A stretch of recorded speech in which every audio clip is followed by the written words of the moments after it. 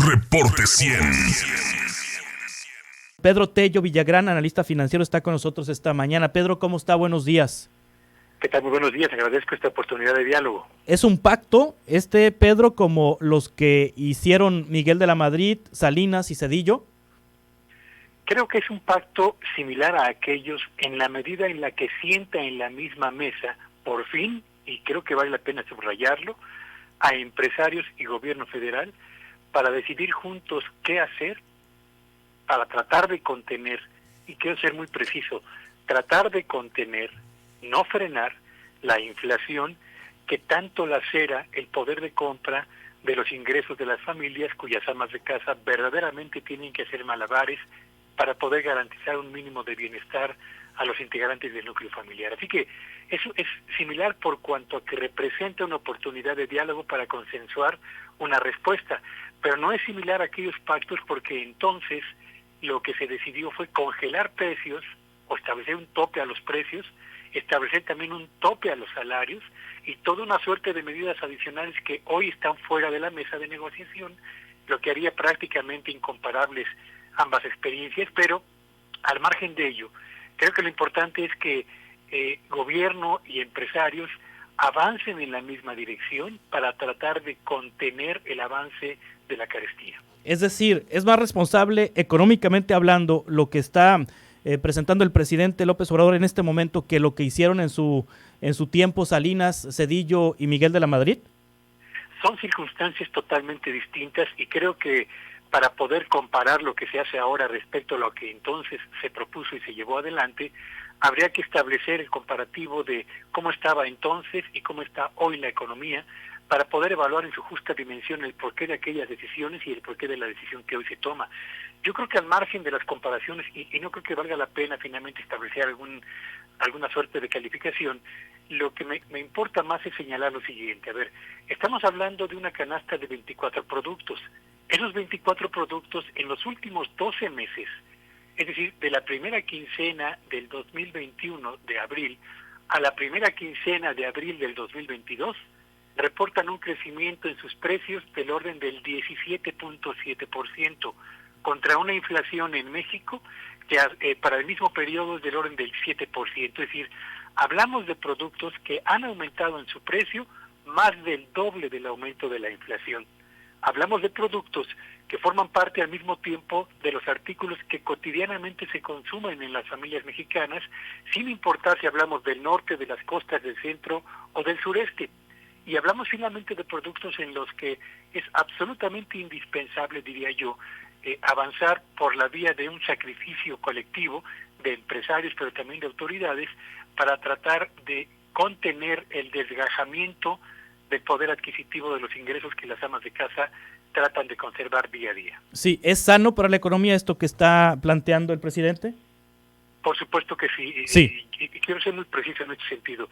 Toda acción de gobierno concertada con empresarios, con trabajadores o con cualquier otro grupo de la sociedad mexicana y que apunte a mantener el bienestar de los hogares en nuestro país es una medida que vale la pena apoyar y a la que vale la pena reconocer. Pero quiero también señalar lo siguiente, porque esto es también una cuestión que no podemos perder de vista. A ver, hay un ejemplo que a mí me gusta mucho utilizar, que es el siguiente.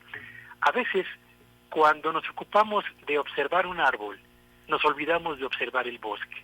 En el caso específico al que me refiero, nos estamos ocupando de contener la inflación, lo cual es bastante bueno, pero nos estamos olvidando de lo más importante, que es ocuparnos del bosque. Y ocuparnos del bosque en materia económica significa impulsar la reactivación de la economía, impulsar la reactivación de la inversión productiva, porque solo así habrá más y mejores empleos, más y mejores ingresos para las familias, que les permitirá no solamente poder comprar aquello que hoy difícilmente pueden adquirir, sino aspirar a mejores niveles de bienestar. Así que sí, está bien, combatamos la inflación para evitar el deterioro del bienestar, pero ocupémonos también, y ya, de impulsar un crecimiento económico que permita mejorar realmente el bienestar de las familias y brindar a los jóvenes que terminan su carrera o que adquieran la mayoría de edad y buscan por primera vez un empleo digno en este país, tener una opción laboral que les permita llevar a su casa o a su propio bolsillo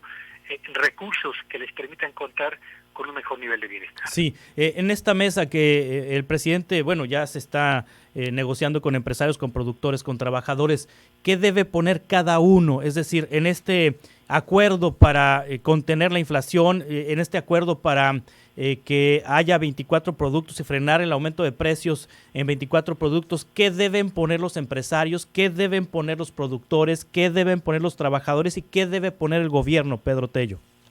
Yo tengo la impresión de que esto lo conoceremos en detalle sí, el próximo miércoles, de acuerdo a lo que ha señalado el presidente de la República, pero tengo la impresión a primera vista que los empresarios van a aceptar sacrificar parte de sus utilidades a costa de no reflejar el incremento en los costos de producción de los 24 productos que forman parte de esta canasta que se está negociando, a los precios finales que pagamos usted y yo al momento de comprar cada uno de estos artículos.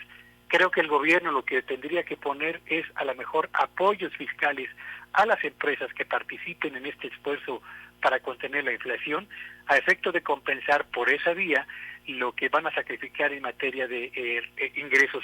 Y los trabajadores, me parece que lo que pueden aportar es el compromiso de mejorar la productividad y la eficiencia en los centros de trabajo para poder producir más a menor costo y poder acrecentar la oferta de satisfactores que estén al alcance de las amas de casa en todo el país. Eso me parece a primera vista que podría ser la aportación más elemental, pero el detalle lo conoceremos el próximo miércoles. Sí, Pedro Tello Villagrán, ¿es mala leche decir que esto es un pacto parecido a los del pasado?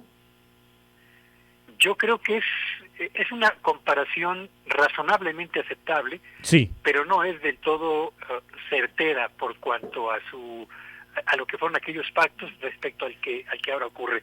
Sí es correcto señalar que cualquier pacto que apunte hacia el bienestar colectivo es bueno, independientemente del momento en el que se haya aplicado y sobre todo y particularmente cuando ese pacto favorecerá particularmente la economía de los que más lo necesiten. Sí, el aumento de las tasas de interés por parte del Banco de México, de la tasa de referencia, ¿no ha funcionado? ¿No ha sido suficiente? No, por supuesto que ha funcionado sí, y va a funcionar, y el Banco de México va a seguir insistiendo en esa, porque esa es una obligación constitucional que tiene como parte de su actividad cotidiana. Debe controlar la inflación y el instrumento que utiliza para conseguirlo, el más importante es la tasa de interés. Así que en lo que resta de este año veremos mayores aumentos en la tasa de interés, lo cual me permite rápidamente señalar que la primera recomendación que yo haría a quienes nos estén escuchando es que si tiene usted a tope el límite de su tarjeta de crédito, desendeúdese tan pronto como sea posible, porque si no lo hace, conforme pase el tiempo, va a estar usted pagando más y más tasas de interés por ese que es el crédito más costoso de nuestro país. Si tiene usted 3 tarjetas de crédito, yo le diría que consolide la deuda de las 2 tarjetas que son más caras en aquella que es la más económica para poder controlar con mayor eficacia sus tiempos de pago. Y tercero, si usted va a tomar un crédito hipotecario, automotriz, personal, de nómina, etcétera, etcétera, hágalo sí y solo sí tiene usted la tranquilidad y la garantía de saber que va a conservar su fuente de ingresos como empleado, como obrero, como trabajador por cuenta propia o como empresario, para no convertir esta circunstancia de crédito más caro en un posible evento catastrófico para las finanzas personales, empresariales o de la propia familia. Pedro Tello Villagrán, le agradezco mucho su intervención esta mañana en este espacio. Estamos en contacto, si le parece, para futuras conversaciones. Gracias por esta oportunidad y muy buenos días a todos. Gracias, Pedro Tello Villagrán, analista financiero. Ahí está el consejo que nos da Pedro Tello. Aguas con las tarjetas de crédito, aguas con los créditos. Reporte 100.